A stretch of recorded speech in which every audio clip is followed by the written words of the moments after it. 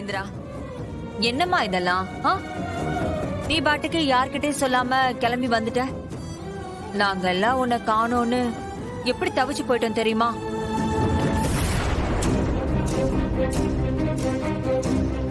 இங்க பாரு, நம்ம குடும்பத்துக்குள்ள சின்ன சின்ன பிரச்சனைகள் இருக்கலாம், நான் இல்லைன்னு சொல்லல.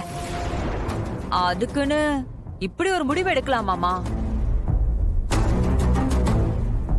எதுவா இருந்தாலும் நாம நம்ம வீட்டுக்கு போய் பேசி தீர்த்துக்கலாம் இந்திரா. வா போலாம்.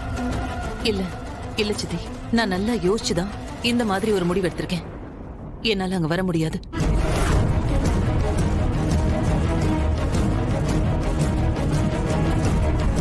இந்திரா, இது என்ன புது பழக்கம்? நீ வீட்டை விட்டு வந்துட்டா அப்புறம் நாங்களாம் என்ன பண்றதுன்னு கொஞ்சமாச்சும் யோசிச்சு பாத்தியா? நீ இல்லாம எங்களால மட்டும் எப்படி நிம்மதியா இருக்க முடியும் சொல்லு? வா இந்திரா, நம்ம வீட்டுக்கே போயிடலாம். இந்திரா, நம்ம குடும்பத்துக்குள்ள என்ன பிரச்சனை வந்தாலும் அதை அங்கேயே பேசி தீர்த்துக்கணும். அத வெளியே கொண்டு போக கூடாதுன்னு நீதாம எங்க எல்லாருக்கிட்டையும் சொல்லுவ. இப்ப நீ எப்படி பண்ணா எப்படிமா? வாமா, தயவு செஞ்சு வா, நம்ம வீட்டுக்கு போலாம். ஆமா சித்தப்பா, நீங்க சொல்ற மாதிரி தான் நானும் இருந்தேன். ஆனா இப்ப எல்லாமே மாறிடுச்சு.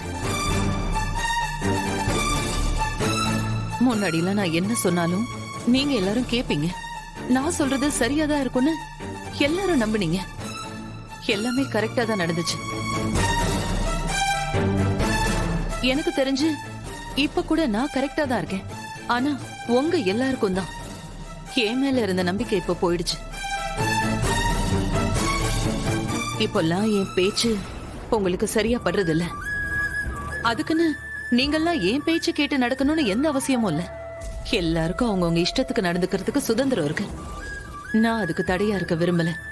அந்த வீட்டுல இத்தனை நாளா ஒரு மாதிரி இருந்துட்டு என்னால திடீர்னு வேற மாதிரி எல்லாம் இருக்க முடியாது. அப்படி நான் இருந்தேன்னா நான் ஏதோ நடிக்கிற மாதிரியும் அதோட என்னையே நான் ஏமாத்திக்கிற மாதிரியும் தோணும். இதுக்கப்புறம் நான் அங்க இருக்கிறது சரியா வராதுன்னு தோணுச்சு. அதனாலதான் நான் அங்க இருந்து வந்துட்டேன்.